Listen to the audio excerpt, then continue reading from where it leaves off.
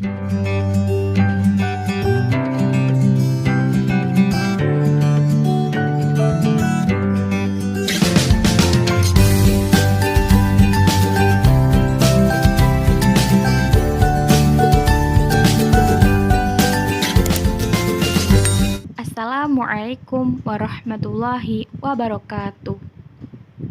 Baiklah, pada kesempatan kali ini saya bernama Nur Hafidah dari kelompok 2 akan memaparkan materi kita pada hari ini. Walaupun kuliah kita online, semoga teman-teman tetap semangat. Langsung saja kita ke materi pada hari ini. Pengantar penilaian kelas. Pengertian pengantar penilaian kelas. Penilaian kelas merupakan suatu proses yang dilakukan melalui langkah-langkah perencanaan, penyusunan alat penilaian, pengumpulan informasi melalui sejumlah bukti yang menunjukkan bahwa pencapaian hasil peserta didik, pengolahan dan penggunaan informasi tentang hasil peserta didik. Kemudian, adapun fungsi penilaian kelas, yang pertama, memberikan informasi sejauh mana seseorang peserta didik telah menguasai suatu kompetensi. Kemudian, mengevaluasi hasil belajar peserta didik dalam rangka membantu peserta didik memahami dirinya. Kemudian, yang ketiga, menemukan kesulitan belajar dan kemungkinan prestasi yang bisa dikembangkan peserta didik dan sebagai alat diagnosis yang membantu guru menentukan apakah seseorang perlu mengikuti remedial atau pengayaan. Kemudian, menemukan kelemahan dan kekurangan proses pembelajaran yang sedang berlangsung guna perbaikan proses pembelajaran berikutnya. Kemudian, yang terakhir, sebagai kontrol bagi guru dan sekolah tentang kemajuan perkembangan peserta didik. Adapun macam-macam asesmen, yang pertama ada tes tertulis, tes perbuatan, pemberian tugas, penilaian proyek, penilaian produk, penilaian sikap, dan penilaian portofolio. Selanjutnya, pengertian penilaian berbentuk tes. Tes adalah suatu alat pengumpulan informasi yang bersifat lebih resmi bila dibandingkan dengan alat-alat yang lain karena penuh dengan batasan-batasan. Tes merupakan alat atau prosedur yang dipergunakan dengan bentuk tugas atau suruhan yang harus dilaksanakan dan dapat pula berupa pertanyaan-pertanyaan atau soal yang harus dijawab.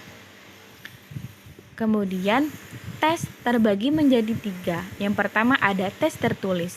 Tes tertulis adalah suatu teknik penilaian yang menuntut jawaban secara tertulis.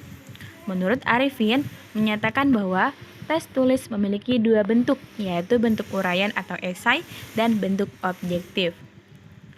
Tes bentuk uraian terdiri dari 2 jenis, yaitu uraian terbatas dan uraian bebas. Kemudian, objektif. Tes objektif juga disebut tes dikotomi karena jawabannya antara benar atau salah dan skornya antara 1 atau 0. Tes ini disebut objektif karena penilaiannya objektif. Siapapun yang mengoreksi jawaban tes objektif, hasilnya akan sama karena kunci jawabannya sudah jelas dan pasti. Kemudian, yang kedua, tes lisan. Tes lisan dilaksanakan melalui komunikasi langsung tatap muka antara peserta didik dengan seorang atau beberapa penguji. Pertanyaan dan jawaban diberikan secara spontan. Tes ini memerlukan daftar pertanyaan dan pedoman penskoran. Yang ketiga, tes perbuatan atau praktik kerja. Tes praktik juga biasa disebut tes kinerja. Adalah teknik penilaian yang menuntut peserta didik mendemonstrasikan kemahirannya. Pengertian penilaian berbentuk non-tes. Non-tes adalah cara penilaian hasil belajar peserta didik yang dilakukan tanpa menguji peserta didik, tetapi dengan melakukan pengamatan secara sistematis. Teknik evaluasi non-tes berarti melaksanakan penilaian dengan tidak menggunakan tes. Teknik penilaian ini umumnya untuk menilai kepribadian anak secara menyeluruh, meliputi sikap, tingkah laku, sikap sosial, dan lain-lain, yang berhubungan dengan kegiatan belajar dalam pendidikan, baik secara individu maupun secara kelompok.